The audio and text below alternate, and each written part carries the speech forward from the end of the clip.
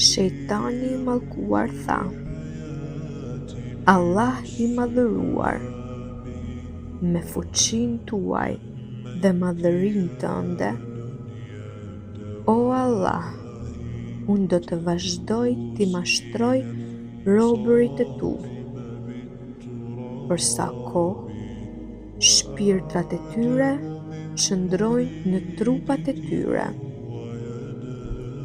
Allahu i madhëruar thot: Pasha lavdinë dhe madhërinë time, unë do të vazhdoj t'i fal ata për atë shkohë sa ata kërkojnë falje.